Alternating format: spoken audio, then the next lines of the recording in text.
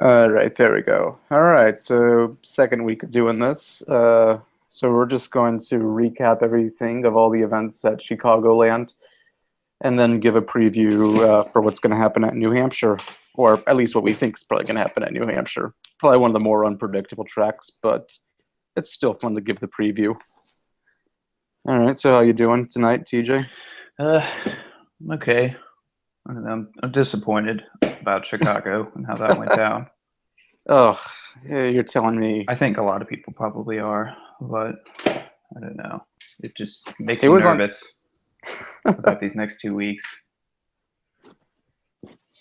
All right, so I'm just going to do the same thing as last week, just go through all the drivers. But this time, I think I started, I think, from first all the way, like who was starting off in first all the way down to who was in 16th. I think now I'm just going to, while at least the chase is going on, I'll go from 16th all the way down up to first. And then obviously, once we get into the contender rounds, I'll go from 12th to first, 8th to first, and so on. Yeah.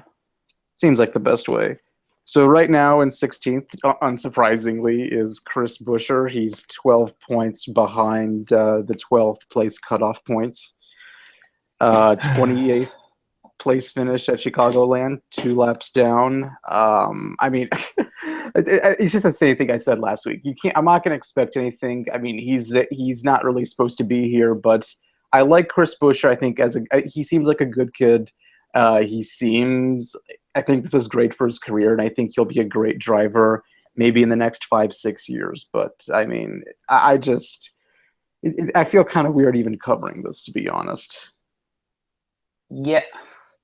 I wanted him to make it to the Final Four because it would have been hilarious just to I see know. something like that happen. But yeah, Chicago kind of crushed my hopes of that ever materializing. Brian Frank. Well, you never know if we have another race like 2014 where we have Yeah. like what 20 cautions. I don't know how Yeah, many. I think that was I don't know. They might have broken it, but at the time that was the record for the most cautions at New Hampshire. Oh yeah, So but it's what was I going to say? Yeah, what Chris Bush in the Final Four. Can only imagine Brian France would totally shit himself if he saw that happening. He does yeah, I not. know. There'd be a debris caution anytime he had a chance at like leading or anything like that. Pit road speeding penalties, something like that. Yeah. And again, like it's hard to really expect much out of a rookie because he's only got one. Busher only has one race at Loudon under his belt. The Yeah. June race got 29th, so he has no wins, top fives or top tens. And I looked at his nationwide stats. Only two races. I'm sorry, Xfinity. It's called Xfinity now. Yeah. I was gonna I there know. too. What's the Bush series as far as I'm Yeah, concerned? I was about to say to real fans, it's the Busch Series in the Winston Cup. Yeah. Only two races in the Xfinity, no wins, but one top five, one top 10 average finish. I guess out of the two was 9.5. So, I mean, I don't think Xfinity is really a good predictor for how one does in the Sprint Cup. But I will say this: I think he'll do better. I think he'll at least get into the top 25 for New Hampshire. Yeah, I New Hampshire is probably the only, well, maybe other than Talladega, it's really the only track I see him having like a solid finish at because like it's sort of like Bristol in some respects in that it's so difficult to pass that if once you can get up front through strategy, it's typically through strategy. You really can't hold your own for quite a while. And then you've also had wins in the rain too, like due to rain delays. Yeah, Like I know Kurt Busch. I mean, he wasn't exactly having the best day in 2008, but he was lucky enough to get a win by staying out during the rain caution, and then yeah. coming. Logano did it in the Yeah, next year, and so Logano had spun out earlier in that race as well. I mean, again, like Logano wasn't that impressive in his rookie year, but something for him to take. It's yeah, kind of the same thing I'm saying about Busher. It's like, okay, I don't think really Logano had any business, being in victory lane in 2009, but we obviously knew that he was going to be a great driver over the next few years. And I think that's probably just going to be the case with Busher. I mean, I think Elliott's already got it. And there's a couple other rookie drivers I'm a little optimistic about. God, there was another. Who else? Oh yeah, Ryan Blaney. I think he could definitely, Yeah, yeah, he'll definitely be a force to consider probably in 3, 4 years. yeah. If that team can really, I mean, that's the same team that was finishing like 30th with Trevor Bayne last year. So the fact that Blaney is like, running top five with him is kind Trevor of Bayne. amazing. Trevor Bayne's been on the Or 16th. yeah, 2 years. Sorry. Yeah, but they want, but Trevor Bayne has a Daytona 500 win with that Yeah, team, so your argument's invalid. yeah, just whatever. Yeah, well, all right. I'll go now. 15th place right now is Kyle Larson. He That got hurts. 18th at Chicagoland, one lap down because of the cut tire in the final laps.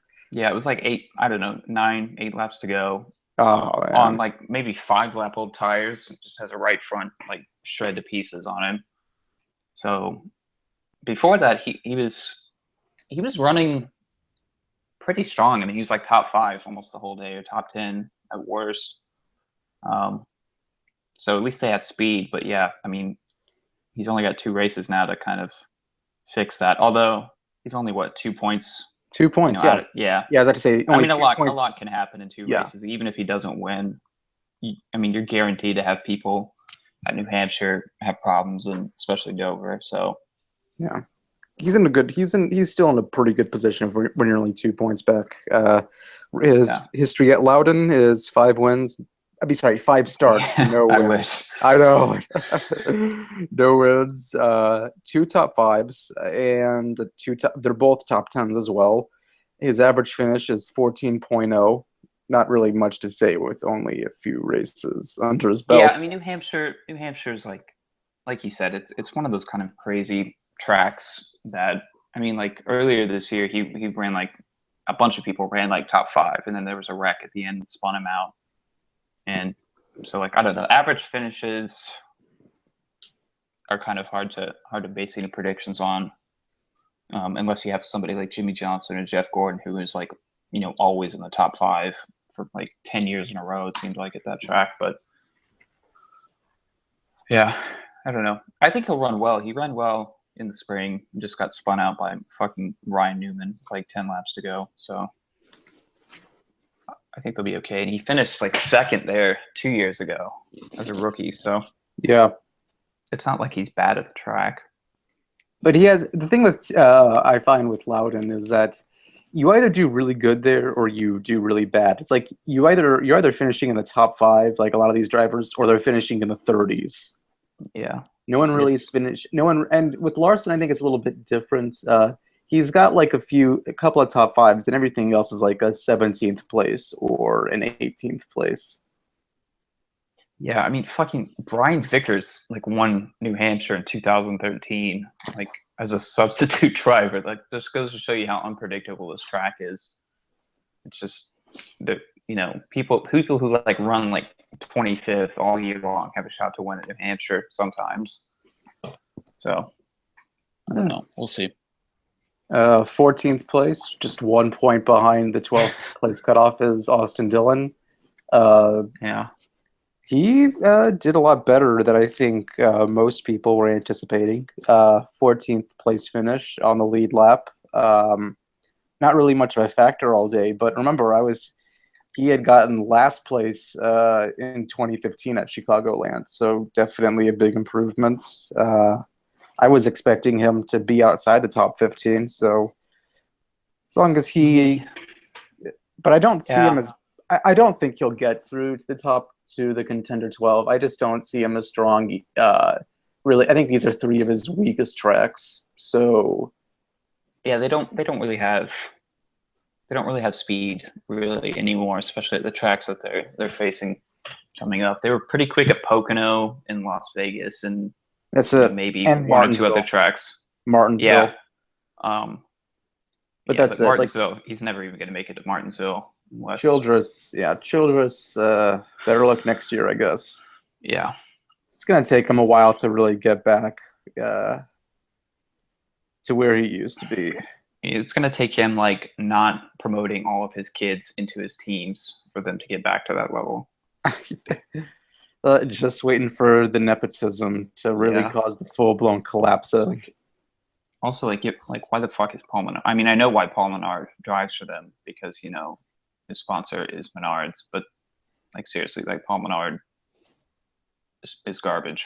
Hey, hey, hey! He was in the chase Yeah, last year, and the well, yeah, and then he got 2011 Brickyard. Come on. yeah on fuel mileage. I don't Uh, care. he I held mean, off Jeff Gordon. Come on. I don't know if held off is the right way to explain it. Gordon was like catching 3 seconds a lap, and he was lucky that he didn't have any more laps to run.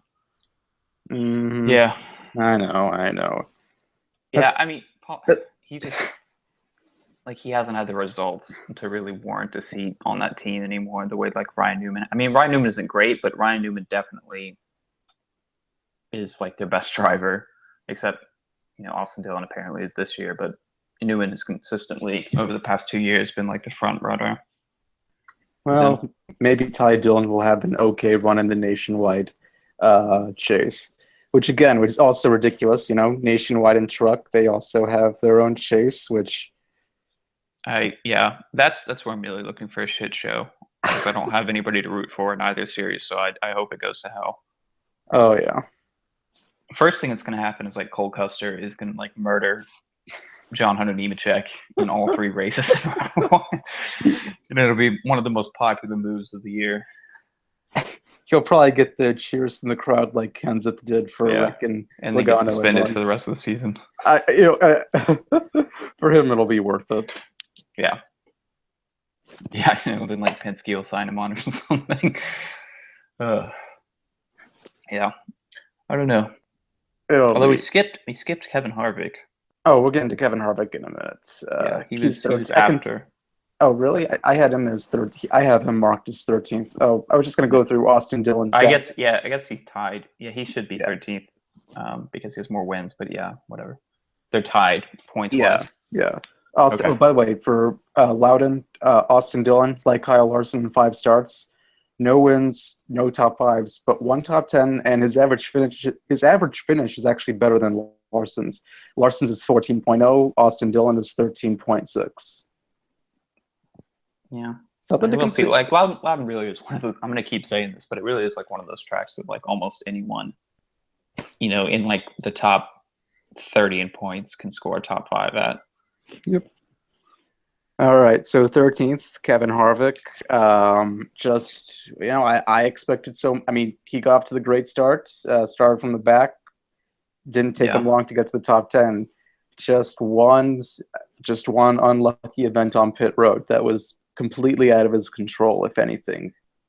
Yeah. I personally found that hilarious. Oh, I did because too. it's like last year where he like leads the points all season long and then potentially can get eliminated in the first round. Yeah, they had speed at the beginning of the race, but they actually really didn't seem to have it. Towards the end. I mean, he was undoubtedly the fastest car out there for the first 40 laps, but then after that, they were really falling off. And it didn't seem like they ever really regained anything. Remember what happened with Harvick? What was I going to say? It was a little confusing. It took me a while to understand the whole pit road situation. Like, I didn't understand why he couldn't just take his lap back, but then I realized, wait, Chicagoland's a bumpy track. He's gonna need the other 2 tires because he only made a 2-tire stop in order to try to beat Truex to the line. But that was a questionable call. Even without hindsight, I mean, like risk versus reward there is I know kind of what you have to factor in. Like if you run the risk of losing a lap completely, or but you could have led the you race. get 4 tires and get a wave around. Like which is really worse there. Yeah, but I know 4 tires probably would have had better track position, but he could have been in the lead at that point. Which, I mean, what being in the lead, like what? Not even No. He wouldn't have been the leader. He just would have been on the lead lap. Oh yeah, well no, but he would have been. Remember, Johnson beat Truex out. He was the leader right. after that. It's a weird system. If you beat him because again, but there is no wave around because you're still on the lead lap. So leader comes to pit road. You're the new leader now.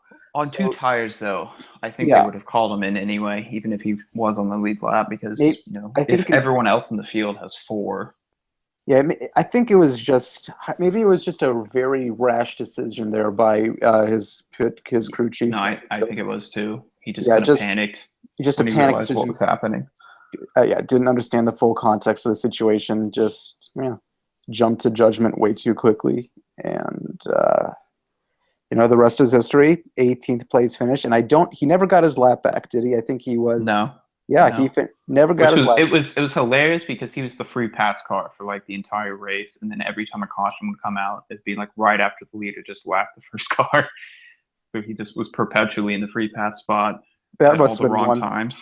I'm sorry, he got 20th, not 18th. That was Kyle Larson. But Yeah, Larson got 18th. I yeah, don't remember who was. Harvick got Might have been 20th. like Newman was 19th or something. I don't remember. Yeah, and Harvick was 20th. But yeah, Yeah, no, but you're right. Like that has to be a frustrating day. Always in that spot to get it back and never being able to achieve it. yeah. And the Truex like has the same thing sort of happen. Goes a lap down, gets it back, and then wins the race. So, but that's skipping quite a few drivers. Yeah, we'll get to that later. So, but Harvick, obviously, because he's pretty much the only guy in out of the top 12 who has some experience at Loudon. Yeah. 31 starts, one win, and I think it was back in 2005. 8 top fives, 16 top tens. But his average finish is 13.5 and 1 point behind Tony Stewart right now, just like Austin Dillon. Yeah, they've been really quick there at New Hampshire, the past 2 years especially. Yeah, but Um, last year got fucked at the end. yeah, so I have no question they'll have speed, but I mean, last year, yeah, like But anything can happen. that's the other thing too. Fuel efficiency matters so much at it always Yeah, does, and yeah, especially at the fall race. Tony Stewart lost to Clint Boyer in 2010 when he ran out of fuel, and then the next year it was the reverse. Boyer ran out of fuel to give yeah, Stewart the win. yeah. Well, it's because traditionally, like the tires that they bring for that track really don't wear off too much, so you can kind of stay out for like 80 laps almost on tires. So it mostly is about kind of like a road course almost, where you just have to worry about fueling it and then just keep track position any way you can. Oh, really? I've road course. I don't know much about road course. I mean, I don't know too much about the tire dynamics, but road courses tend to be a little smooth on the tires. That's Well, it's not necessarily that. It's just road courses are so hard to they're so hard to pass that, kind of like New Hampshire. So you oh really yeah. don't pit for tires, even if you might need them. You'll stay out typically because you'll lose more spots getting tires than you would otherwise. So the strategy is similar to a road course from time to time in New Hampshire. But who knows? We're probably gonna have like 100 cautions this race, and people are gonna. It'll be like Richmond, where like no one has any tires left over at the end of the race. Doesn't sometimes doesn't NASCAR bend the rules a little bit where they give a few extra tires, like even during a They race? have they have in the past, but I don't know if there's like an official protocol for that. So who knows how that'll work? I don't think that'll be an issue in New Hampshire really, because the tires don't degrade quite as harshly as they do at like Richmond or a lot of the other tracks. And they don't even degrade at all at Talladega. Yeah, yeah. I mean, Talladega's like they they change tires like twice a race, maybe. That track's smooth as fuck. Yeah, and there are no like real like loads on the tire in the way that you would have at like a mile and a half, because it's so much banking and the turns are so wide that the tires aren't really even working that hard to begin with. But I Yeah. guess we're digressing. No, yeah, we are. So finally to the top 12. The cutoff point is occupied right now by Tony Stewart. A little surprised by that. Not I mean, I was expecting better from him. Only a 16th place finish, just on pretty much on the Yeah, tail end of the lead lap all day long. yeah, Never moved up, just kind of no mobility at all. yeah. If I'm a Tony Stewart fan, I'd be very concerned, Oh because yeah, he was running the risk of going a lap down so many times during Chicago. He just had lucky cautions, I guess, but they did not. They were nowhere close on speed, um, and and that's for the next 9 races are mile and a half, so they really need to figure that out. it never really was so much a problem. I know I'm just going to make an example here.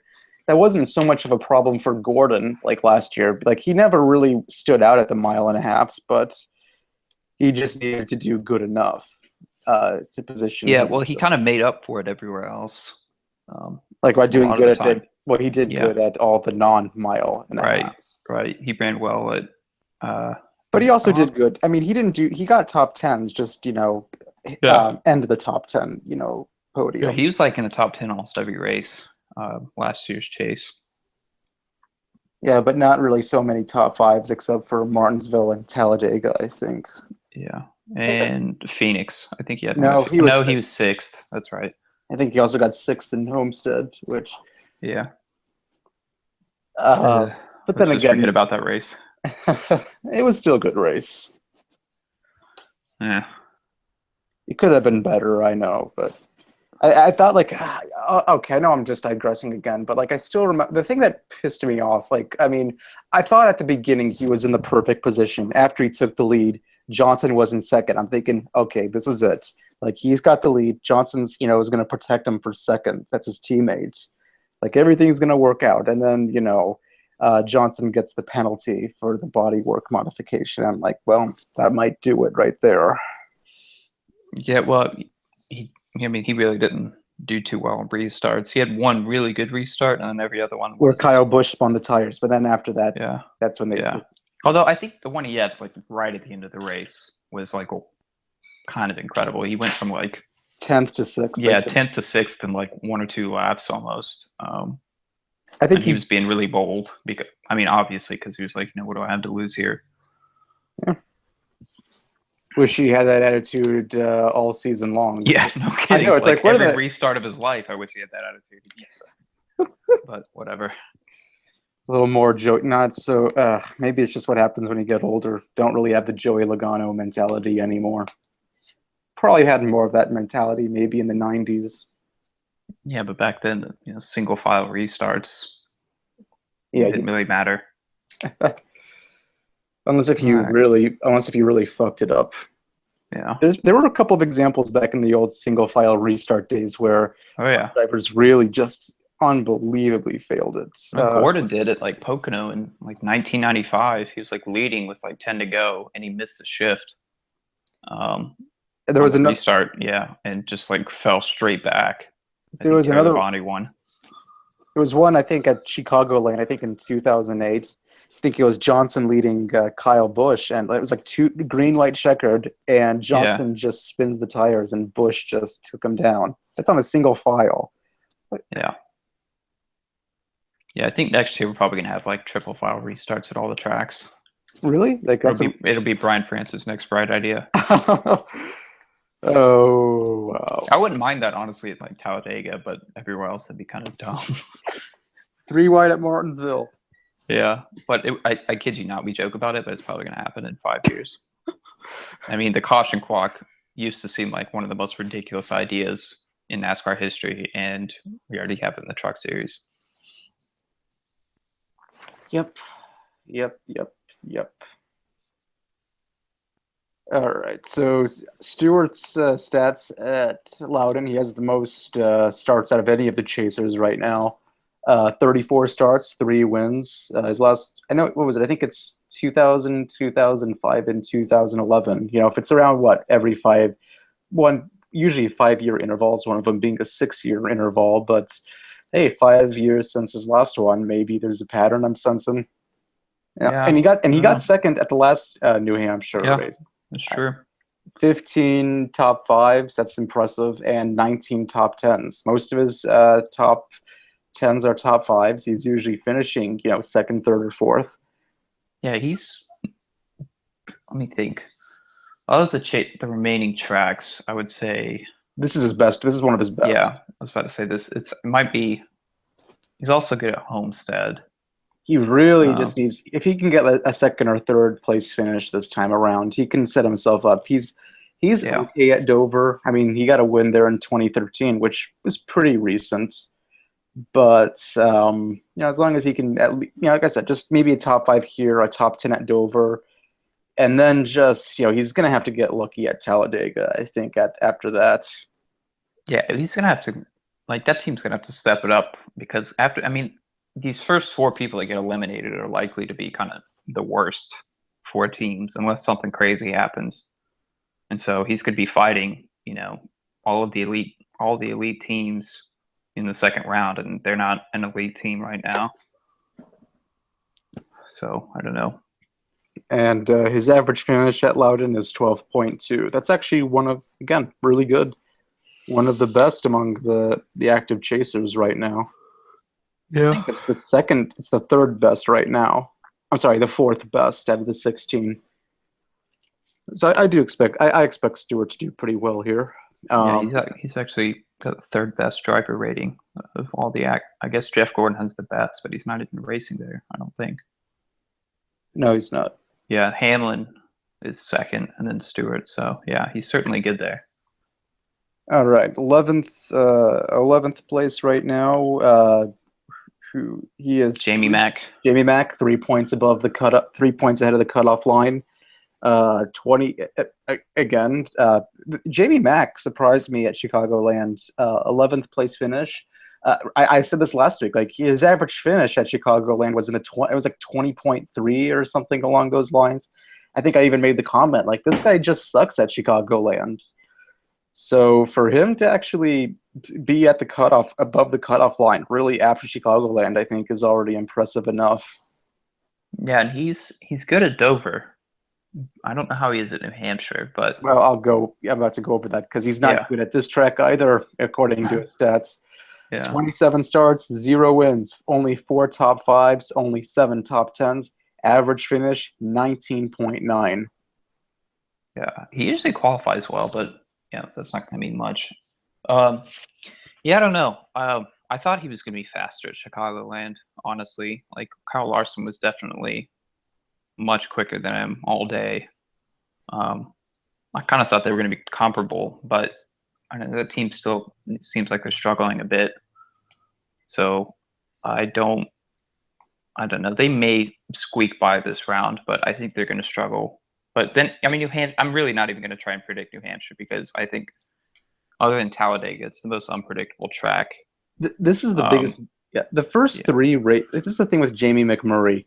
This is the first 3 races of the Challenger 16 are the biggest obstacle for him because after that it shouldn't be too hard. He runs great at Charlotte. He runs great at Talladega. He runs great at Martinsville. He got second last year at Martinsville. In fact, Gordon actually had to put up a fight with him in the last couple laps on that restart. Yeah, he's been strong there the past 3 or 4 years almost. Yeah. So just take all, and he used to run really well at Texas, like before the 2010s really started. Since then, he's kind of struggled a bit, but yeah, I don't know. I think they'll probably advance through this first round unless they have some kind of mechanical failure or anything like that. Yeah, but if they can get because I think they're a consistent enough team to manage top tens in these next 2 races. Yeah, but it's like if McMurray's able to get into the contender 12, it's not really that ridiculous to think that he could possibly get into the championship 4. Who knows? I mean, well, like nothing is ridiculous in this format. Saying, I know. I understand. It's kind of like maybe in a Ryan Newman sense of 2014, but I mean, which was kind of ridiculous. But like Ryan Newman showed that like you don't have to do jack shit for the first 26 races, and you can be eligible for a championship. But I mean, 2015 was a little more predictable. Like 2014 was everybody crashed. 2015, not so much. Yeah, I don't so know. 2016, this one looks a little bit more. 2016 looks to be a little more predictable, but even then, McMurray, still a contender nonetheless. Just because he runs good at a lot of these chase tracks, especially after the Challenger, especially after Dover. Yeah. I mean, those are the tracks he's won at: Charlotte and Talladega and Daytona. I think those are, and Indianapolis, but he's only won at 4 tracks, but at least 2 of them are in the later rounds. And even some of those ones he hasn't won at, he still gets he gets a lot of top 5s there. All right. So 10th is again like just it really goes to show how poor Stuart Haas runs at Chicagoland. Kurt Busch, let me look. Final finish for Kurt Busch was 13th. Kind of just the same storyline as Tony Stewart. Not really a factor all day long. Just kind of stood Yeah. outside the top 10 and probably lucky to have stayed on the lead lap. Yeah, they were a lot slower than I was expecting. I was actually really, really surprised. I thought they were going to be at least consistently top 10, but yeah, I mean, they really benefited from a lot of other people's misfortune to get the 13th because they were slow. They also he's 4 points above the cutoff line, just 1 point ahead of McMurray.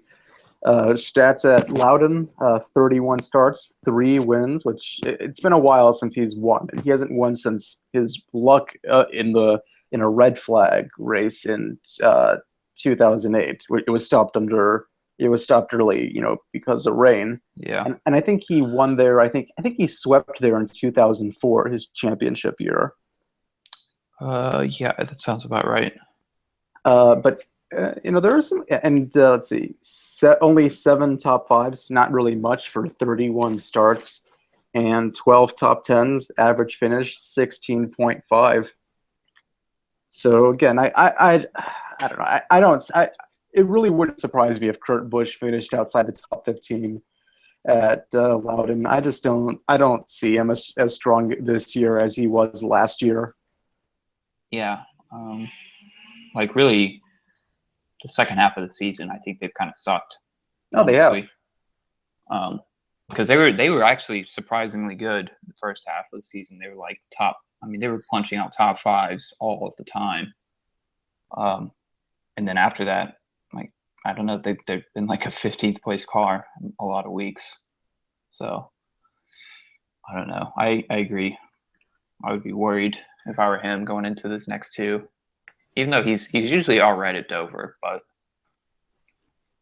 yeah. All right. This one definitely a poor showing. He's still the weak link among the Gibbs cars, as we mentioned last week. Carl Edwards right now is in 9th place. 15th place finish. He's only 1 point ahead of Kurt Busch, so that puts him at 5 points ahead of the cutoff line. He was what? He was in 3rd place, I think, in that final restart because he didn't stop. Massive choke, like Jeff Gordon level choke from last year, pretty much. That's because he didn't have any new tires. Yeah. All those other guys were running on fresh tires. It really goes to show how big a green-white checkered is with fresh tires at Chicagoland. Yeah, well, I mean, Blaney fared all right. I think he finished 4th. But yeah, Carl Edwards just, I swear to God, like he's the dumbest driver Gibbs has right now in terms of just like that team in general is like sometimes retarded.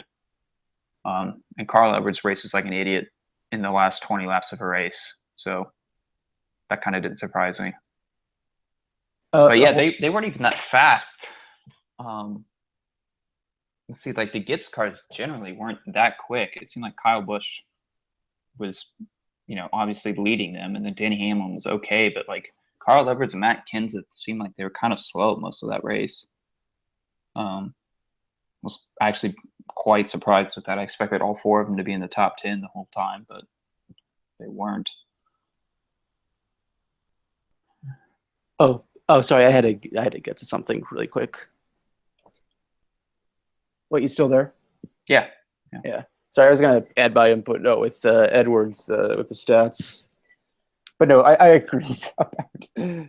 Probably, like I said, he is essentially the idiot of the Joe Gibbs crew, but I still think he'll make it to the champion. It's the contender 12, but probably not the elimination 8. Yeah, it's a safe bet. I mean, he is in a Gibbs car, and they've been extremely strong at New Hampshire recently. So I'm still angry at him for wrecking Gordon at Daytona. Like, I think I was back in 2008. I think we talked about that race last week. Yeah, I'm angry at him for like completely sucking every time I pick him from my fantasy league, and then as soon as I trade him, he wins the next race. So I've developed like an immense hatred for him now, But solely because of that. the only area I've gained some respect for him was that win taking down Kyle Busch at Richmond earlier in the year. That Yeah, I still love that. That was Jeff Gordon against Rusty Wallace at Bristol in '97. Like go short track, bump and run in the final turn of I the don't know. final Kyle lap. Busch like gave that one away. Honestly, he was like half a second ahead on the last lap, and somehow let Carl Edwards get all the way to his bumper going into that turn. So I don't know how he did that, but If Kyle Busch loses, it's always a good day. yeah, I agree. Especially like on the last lap, that's even better.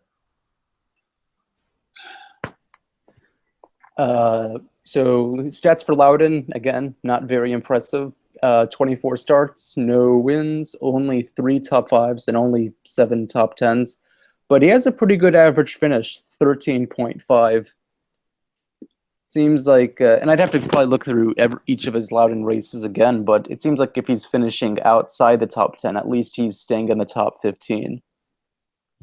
Which I think if he does that again for Sunday, that could actually be to his benefit. Yeah, he probably doesn't really have to run better than 15th for the next 2 races to make it in. So there isn't too much of a demand on performance right now from them. Yeah, but then it becomes a problem for him once he gets into the next round. He's very weak at Charlotte.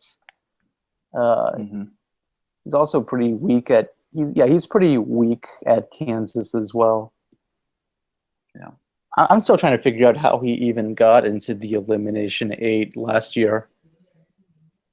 I think because Kevin Harvick like wrecked half the field at Talladega, and he wasn't in it. Yeah, lucky him.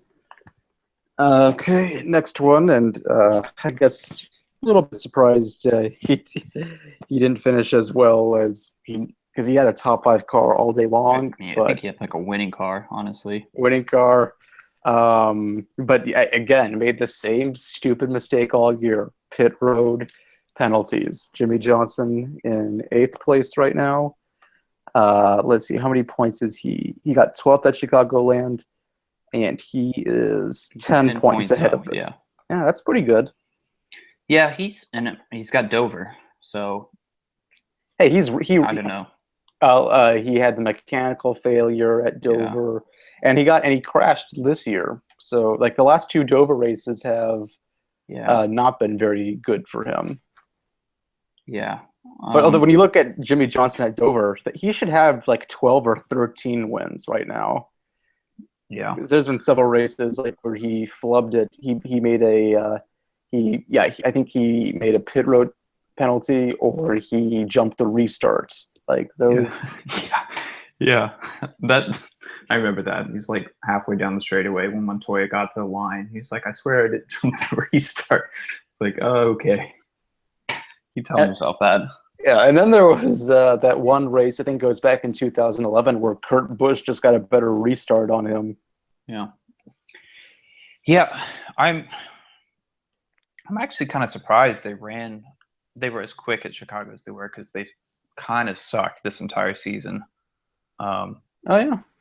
But it's pretty obvious they brought their best stuff because he was maybe the quickest car. Truex was probably a little bit quicker overall, but he was easily top 3 fastest cars at Chicago, and he always, I don't want to say always, but he predominantly runs well at New Hampshire. It's one of his better tracks. Yep. Stats: 29 starts, 3 wins. I think he swept in 2003, and he got another win there in 2010.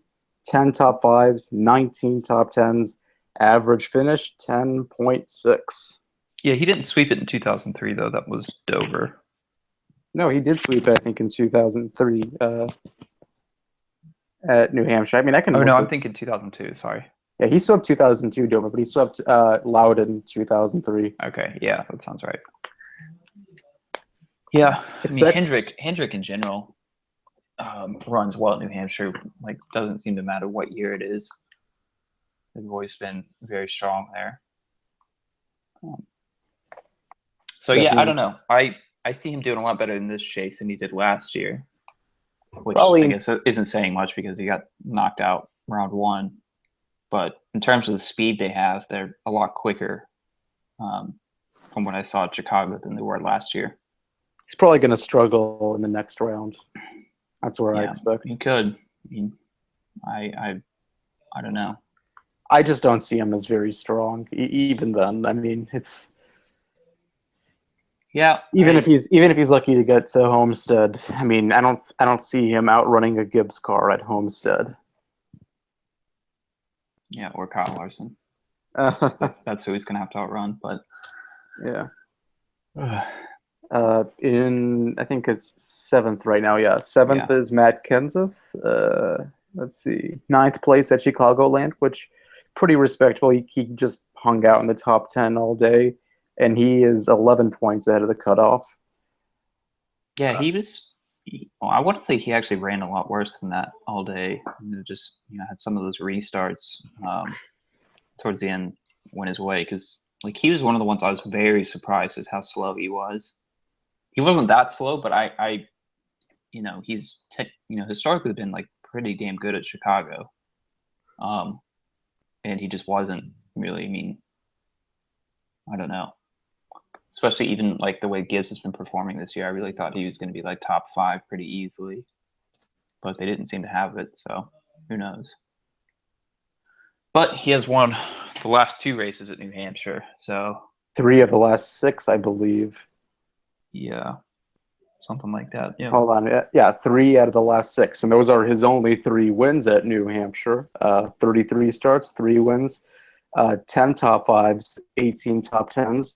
Like I said, like he's basically been the top dog at New Hampshire over the last 3 years, and he never really was much of a factor at New Hampshire before that. Yeah. Yeah, I think just like Joe Gibbs' short track program. I mean, their program everywhere is good, but it seems like short tracks are where they're really the best compared to everyone else. That's where they have the biggest advantage, I think.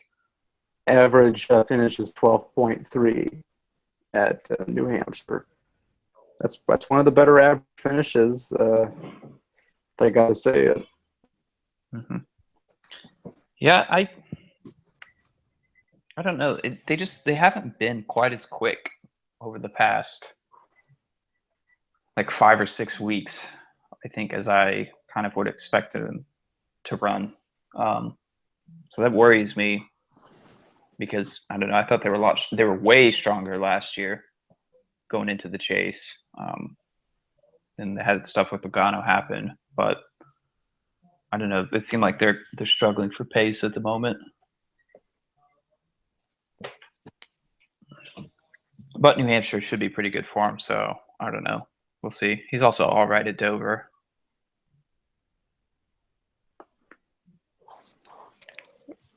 So in 6th, and I'm gonna do a little ranting here. Chase Elliott, 12-6. Sorry, 3rd place finish and 12 points above the cutoff. Okay, I thought it was his. I knew there was that risk for the late caution, but I knew once that caution came out, it's like, well, this is probably more than likely not going to happen at this point. Yeah. You can't expect him with the pit crew, man. That 24 pit crew is just not good. Yeah, the only thing that really surprised me is that it wasn't Clint Boyer who brought out that caution, given the number of times he's like cost Hendrick Motorsports a win. But I definitely saw a caution coming. There was just like the way the chase races have gone over the past 3 years, they're almost always like that. It's an exception when you don't have a caution with 10 to go or less. So, but they did finish well, and they were definitely really quick. So, they have a reason to be confident going into the next couple of races. He finished 3rd at Dover earlier this year. I don't remember where he was at New Hampshire. I think he got wrecked, didn't he? Yeah, he did. I'll go into that stat later. That probably pissed me off. I thought, that would have been the best celebration because Gordon was actually on his pit stall the entire race. I thought that, yeah. I was so surprised to see that. I knew Gustafson was angry at him because what he did to Elliott the week before. I think that was just an impulsive Yeah. outburst. I don't think he could really get mad at him for something like that. Yeah, I know. But yeah, I don't know. I mean, that team is surprisingly quick. You know, for like given the circumstances, they're probably the fastest Hendrick car week in and week out. So, actually, they definitely are the fastest Hendrick car week in and week out.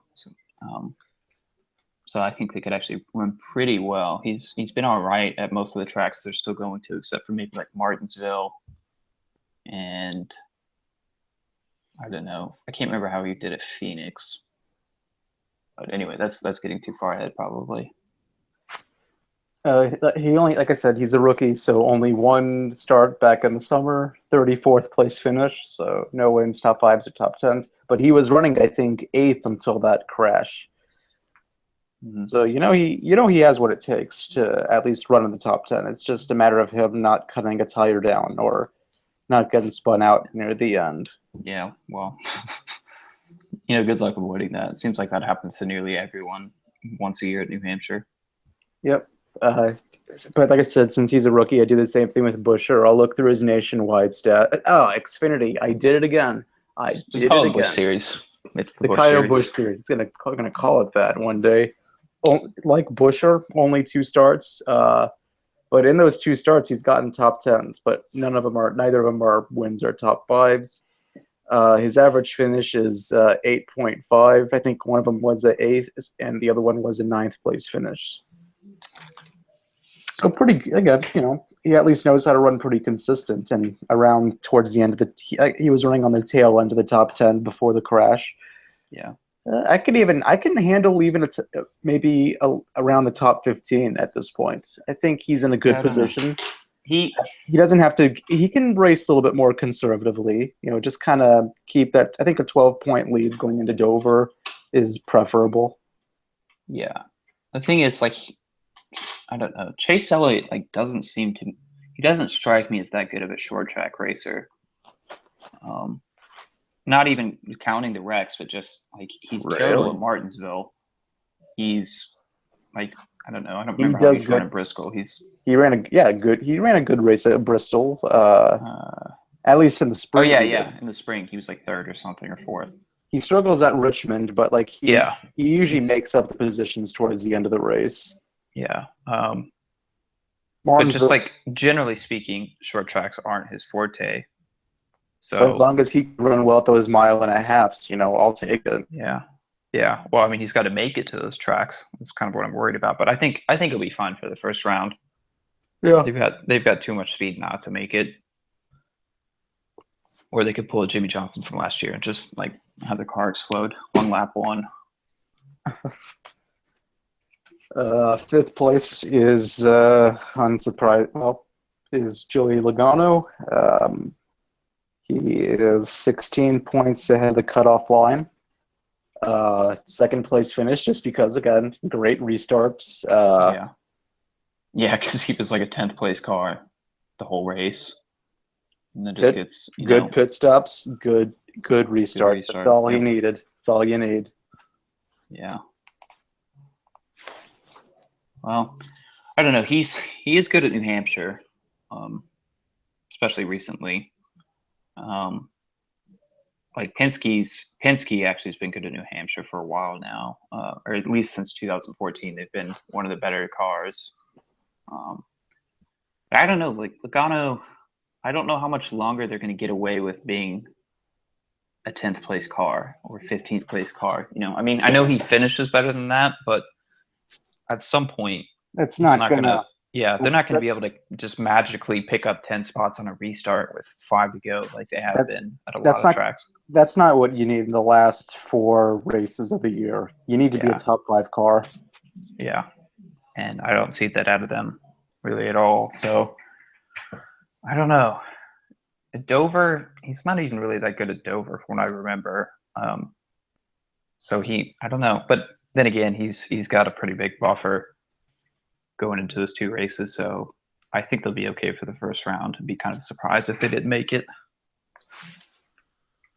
Stats at New Hampshire: 15 starts, 2 wins, but 2009, 2014, 2009 again, because of rain, because of red flags, and because of NASCAR calling it off early. And I think it was fuel efficiency that got him to that Yeah, win. no, 2009 was an absolute fluke. I mean, that like doesn't really even And deserve yeah, and any the kind of only predictive. and the only reason like he got, I think that is because he spun out earlier, didn't hit anything, got the advantage of extra fuel mileage by coming onto pit road. Yeah, but 2014, I don't know, that one was such a wreck fest that it seems like anybody could have won that if they were just happened to be on the front row at the right time. Held off Kyle Larson for Yeah, that one. Yeah. yeah. So I don't know. I was gonna finish. I was six top. I didn't go through the top fives, the top tens. Six top fives, eight top tens. So more than half of his races have been top tens. But his average finish is 16.2, and that's because he also has a lot of DNFs. I think at Loudon. I don't know the exact number, but he has a lot of finishes in the 30s. Wrecks, mechanical Oh issues. yeah, yeah. Like that time Morgan Shepherd took him out. It was one of the funniest wrecks of all time. Like Morgan Shepherd was like 100 laps down in the first 15 laps of the race, and And just he's like like what? completely dumps Logano from the lead. And what Logano is, and what Shepard's like 80 years old or Yeah, I something. know. Oh, that was so funny. And like he had the interview too. It's like, yeah, this really just happened. I got taken out by some guy who barely races in the Sprint Cup series anymore. You just like you don't get wrecks like that very often, so you have to cherish them when they do happen. Yeah. Oh yeah, absolutely. Go home, Morgan Shepherd. You're too old for this. I'm just gonna look it up. Like, how old really is Morgan Shepherd? I He's think got to be in his he's 70s got to at be least. like 200 years old at this point. Morgan Shepherd is Like he probably 7. raced the first Daytona Beach race when he was 40. He is 74 years old right now. Oh, and by the Wow. way, in less than a month, he's going to be 75. I just watch people. No, oh, and that was his last race, though, the one where he dumped Joey Logano. Yeah, I could see why no one would want to hire him after that. So he was 72 years old when he did that. That's unbelievable. Oh, that was great. They should bring him back for this race just to keep it interesting. His first race, because Wikipedia is pretty good, his first race was in 1970.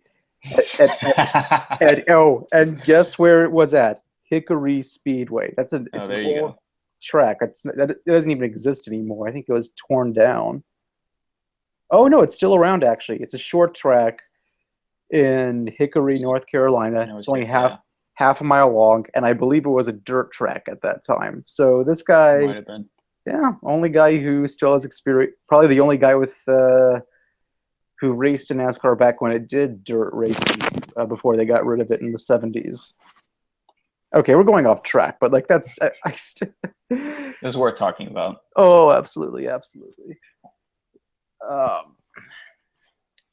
All right, so fourth place. I guess I would say unsurprisingly, he's made it to the top five. Is Denny Hamlin? Yeah, they ran all right. It seemed like they were fluctuating between fifth and 10th most of that race. Finished what? Oh, he finished sixth, and I think Yeah, a lot of that had to do with I think he had a good restart at the end, or was it yeah, because? Yeah. yeah. Um, yeah, it's I don't know. Honestly, Denny Hamlin is like the driver I have the hardest time predicting. Because there's some tracks where they historically completely suck at, and then they show up and just steal a win from somewhere. But he is going to New Hampshire, which is outside of Richmond in Martinsville. It's probably his best track. And I don't know, they've had decent speed at the mile and a half this year, so I think he'll be pretty pretty damn comfortable going into Dover. But I don't know that I haven't seen like championship levels of speed from that team quite yet, except for maybe at Richmond. But like there are no Richmond-like tracks. I mean, Homestead is not a Richmond-like track, I should say. So Yeah. He's 18 points out of the cutoff line. Stats at Loudon: 21 starts, 2 wins. I think it's 2007 and 2012, and the 2007 one hurts because he held off Jeff Gordon for that win. Gordon pulled within like a car length. Yeah, I think that was actually the closest finish in New Hampshire's history. Yeah, and then 2012 he dominated that one. He deserved it because they screwed up in the spring race. And they had the same car. They were going to win that one. They took 4 tires when like the entire field took 2. So they got sent back. But yeah, the fall race, they just completely, kicked everyone's ass that day. He started from like 30 something and then was leading the race by the halfway point. And never looked back, essentially. Yeah. 8 top 5s, 13 top 10s, 13 top 10s and 21 starts. That's very impressive. And he has the best average finish out of all the active chasers, 10.2. Yeah. Yeah, I would expect pretty good things from him Sunday. But then again, it is New Hampshire, so he very well could like lead the first 280 laps and then get like spun out on a restart and finish 30th. Who knows? I would predict him to win. Like that's the guy who I'm predicting to win. But remember, I said last week it was going to be Kenseth who won Chicago. So, maybe I'm not the best guy for this, but let's see. I just see the Gibbs cars dominating the first 3-4 races. Yeah, I would probably honestly pick Truex to win again. Just to be a spoiler, nice. Well, not just that, but they have been the only team that has been fast no matter where they go. And their short track program is especially good lately. So I don't know. New Hampshire is a decent track for him too historically, even when he wasn't with Toyota. But yeah, the way that team is running, they're extremely strong right now. They're the fastest car out there, so I would probably pick him to win New Hampshire. But that's skipping a couple of people. Yeah. Third place right now, Kyle Busch. Let me just see how many points he has above the cutoff. 19. 19, yeah, just one more point ahead of Hamlin. He had a good car. Probably should have been the top 5, maybe even in the top 3. Just got unlucky with, what was it, too fast exiting, I think that was his penalty, or was it too fast entering? One of the two. Yeah. Speeding, like the classic Kyle Busch Achilles heel. Yep. It's nice to see that. It's kind of a little blown away. I remember I was watching, because I didn't really watch the race on TV. I used I watched it online using the different camera angles. But because the TV reception sucks, we don't have like traditional cable. We use a box that lets you stream certain channels. Sometimes we get NASCAR races, but they tend to be very the reception's not good all the time. I usually just watch it online from NBC. Don't you have to pay a little bit for that? If you're subscribed to NBC, no. But I guess technically that means yes, because you have to subscribe to them in the first place. Yeah. But the stream, like I watch it on my Xbox. The stream quality is actually, for whatever reason, it's better on the Xbox than it is on like anything else. The only downside is I think it's probably like 20 seconds behind the live broadcast, but that's not that big of a deal. But yeah, anyway, that's I guess irrelevant. But yeah, but either way, like I was watching it, I see Kyle Busch come down pit road again. I'm thinking, oh, what the hell happened here? I had to learn it later that he had sped, but I I knew it. wonder. I wonder if he's like the all-time like record holder of pit road speeding penalties. Probably. I Like it's got remember to that. be him or Kurt Busch. Yeah, you ever see the radio broadcast like where Kurt Busch, like it was especially like 5, 6 years ago, where he really freaks out after Yeah, speeding on when he pit was at road. Penske, like I swear he was like an alcoholic or something. He was just he was arguably like the most volatile driver in the garage when it came to his radio chatter. But he's actually calmed down surprisingly. Yeah. Oh, Yeah, I so don't know. I Oh, remember, like, remember when he jumped the restart at Phoenix? Like, they showed the broadcast of that he was surprisingly very calm about that. I mean, that was the move that essentially cost him any chance of at least getting into the championship for. yeah. But I was amazed he remained calm throughout the entire race. Yeah, I don't know. They must have him on something. Probably. Yeah, let's see. I don't know. Kyle Busch, he ran pretty well. He's definitely the best Gibbs driver. Although Truex is best Toyota at Chicago, and he's run really well at all the mile and a halves this year. So they're looking the best out of the four Gibbs cars, and then especially New Hampshire. Like he won last year, the spring race. So he definitely doesn't have a problem running top five there, and he's also pretty damn good at Dover. Yep. Or at least he's got good speed at Dover. Historically, he doesn't always have the finishes to show for it. But remember, like he always. But remember, I'm always counting on the Kyle Busch choke during the chase. No, I'm waiting for it. Only one win during the chase, and it just so happened to be Homestead last year. Yeah. Although, has he ever won a chase race where he wasn't a chaser? I don't think he has. No, he did. Yeah, I don't know. I know. Like Keselowski and Gordon have done that, but yeah, I don't know. But his stats at New Hampshire are pretty impressive.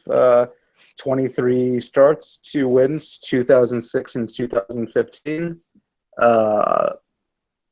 8 top fives, 12 top tens, average finish of 14.2. So a little kind of like Joey Logano a little bit. Like he runs good, but I mean more than half of his starts are top 10. More than half of his starts are top 10 finishes, but he's also got quite a bit of DNFs there.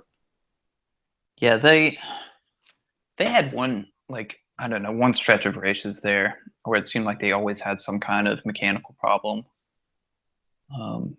Like 2012, I think they got wrecked in 2013, and 2014 he also got wrecked. So and he also had like a mechanical problem in 2008. Like 2008 was the year like he had like what 8 wins during the regular season. Yeah, and then he just chokes like the first 2 races. Yeah, and I very much enjoyed it. Okay. Yeah, well, I would love it this year because like he is kind of like at an all-time high as far as his career is concerned, and he's like the least insufferable that he's been in a while. So it would be kind of hilarious to see him just like implode with rage when he gets eliminated at Dover, which I'm counting on happening.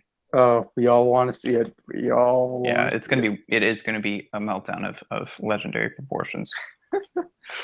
Maybe he'll. I think he might kill someone, honestly. Like he might run over an official or something and come to the pits after the race.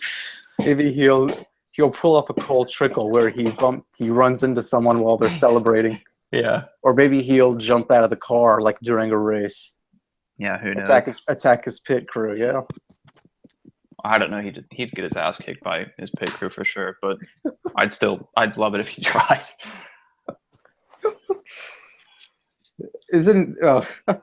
Okay. Second right now is Brad Keselowski, 5th place finish at Chicagoland, which I thought he had a pretty good run there. Pretty good all throughout the day.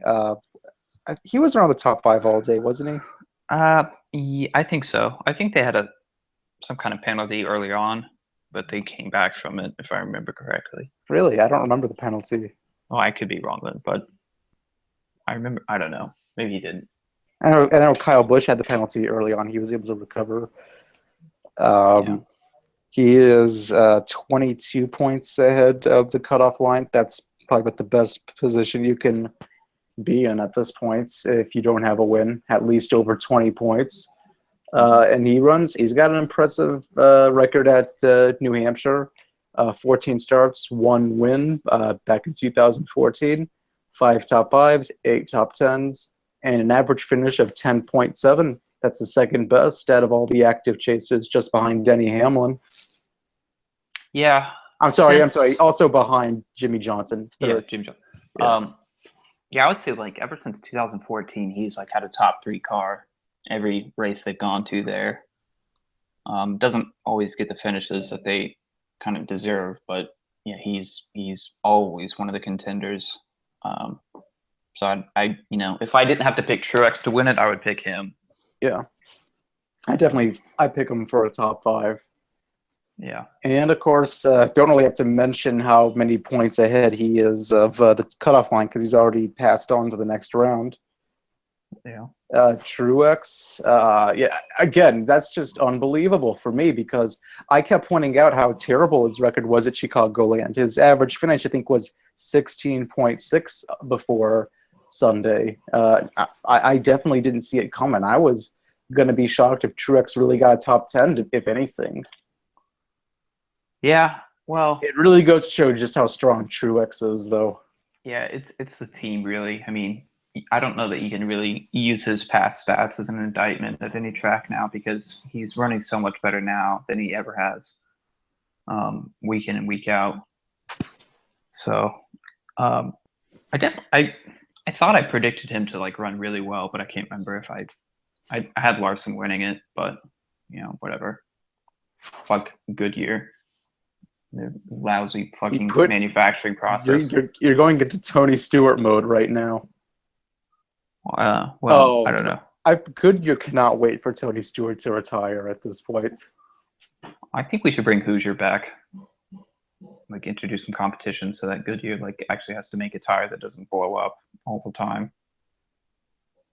Like, well, I don't know. 2014 was the worst. 2014, I've never seen so many tire failures across the season. California.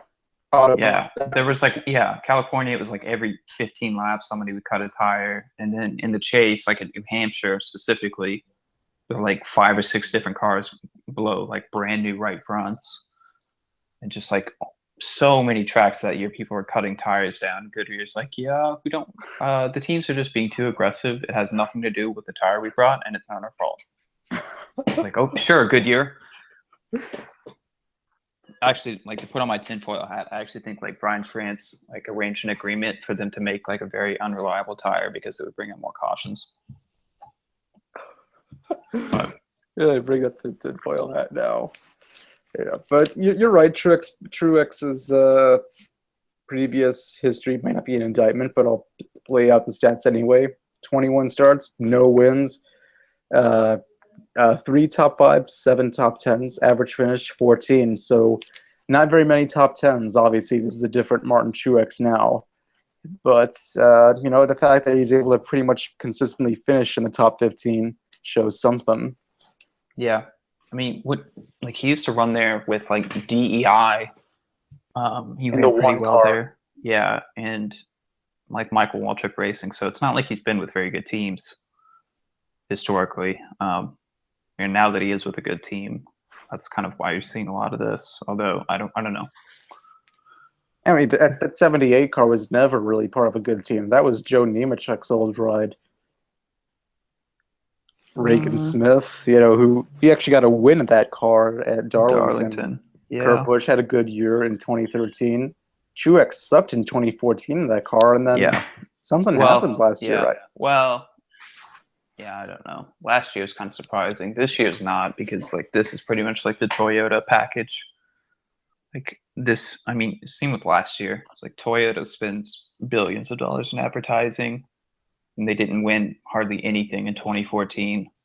and then like suddenly NASCAR's like, hey, we're gonna change the rules package to, suit Toyota a little bit more with their engine and whatnot, and then suddenly they win like half the races. That's tinfoil hat on again. I don't know. One thing I'm kind of pissed off about with Truex, I understand it, but I still think it's stupid. Is how like NASCAR just like brought out this new penalty system. Is like, look, if you fail post race inspection, you don't get to advance with a win, and then Truex fails post race inspection and still advances with the win. It's okay, like, yeah, I know. Like technically he didn't violate any infractions, but it's just like it's so stupid. yeah, NASCAR has to be in this situation. I'm actually going to defend NASCAR here, which is strange, but I like at least the style of penalties. Like they realize that some penalties are more severe than others. So like the whole basis is like the criteria they're using is okay. Like if you have a penalty, but we deem it to not be too severe, then we won't go forward. I think they did the same thing with Johnson. There was at least certain bounds of how severe the penalty was to the point where it was really pointless to even give a penalty. I don't know. I at least understand they realize that there's nuance in penalties. That some penalties are worse than others. Whereas, like I think the old system was like really any penalty. I think was like a 100 points deduction, and that was back when they had the old point system. Yeah, well, a lot of their penalties have been like kind of retarded recently. Like regular season points penalties mean absolutely nothing, and that was like kind of their main currency for a while. It was just like it was stupid. I remember like Clint Boyer like manipulates the outcome of the race at Richmond. Like we're gonna dock you 50 regular season points, even though you're already in the chase. So it's pretty much not a penalty. So yeah, I wish they would kind of do a little bit more what Formula One does and just like give them like starting penalties and stuff like that, which they've started to do. Like they lose practice time, they lose pit stall selection. Yeah, I was about to say that like every once in a while. But it'd be nice to see them like lose their qualifying position if they were found in violation of something. I think they take it a little bit more seriously then. But yeah, I don't know. NASCAR is pretty impotent when it comes to enforcing penalties. Like I can't think of any other sport where you can get away with like deliberately violating the rules so many times. It's like how many other sports do you get warnings for stuff like obvious pit road violations, like passing somebody? They're like, hey, don't do that again. And like in any other sport, that's like that's some kind of penalty straight away. And like NASCAR's like, hey, now it's kind of stupid. That's why the whole Truex thing kind of like made me kind of laugh. It's like, of course this happens. Don't they also use like I don't know the full I don't know how exactly the laser inspection system works. Like what exactly are they looking for in the penalties? Like what are they testing? For the recent one, it was like the rear toe alignment, I think, which is just like the kind of like the angle that because like the front and rear tires aren't exactly parallel, I guess you could say. Like the chassis for like mile and a half or really like anything on the road courses, they'll kind of have like the back end skewed out a little bit. And so I think they're kind of testing like how many degrees of that you have. So they're essentially like shifting the rear axle over some compared to the front axle. I think that's one of the things they're looking for. And I don't know, like ride heights and stuff like that are another thing. I think that's mostly it for the laser inspection. Mm-hmm. I don't know. Well, that being said, I think we're coming to the end. That was again pretty fun. I do find Chicagoland to be like the best race out of the three like challenger rounds. So I'm probably not going to enjoy Loudon or Dover as much. But then again, I'm kind of going based off of last year, which both last year at Dover and Loudon were pretty uneventful. Yeah, Dover in general just sucks. Like doesn't matter when, but especially the fall race at Dover, like the chase race, like really, really mega sucks. That's because it was always It always used to be Jimmy Johnson just dominating the whole fucking way through. Well, not only that, but just like it gets so spread out so quickly. And then you get these like 250 lap green flag runs where it's like one dude with a 15-second lead. That's how the fall races have been anyway. The spring races are a little bit more exciting. I'm hoping that we see another like, colossal track record setting like wreck like we did in the spring race where like Jimmy Johnson forgets how his transmission works and like wrecks half the field on a restart. I'd love to see that again. The only time there's really a big wreck at Dover is usually at the beginning, like in the first, like either the first 10 laps or the first 20 laps, and that's always during the spring race.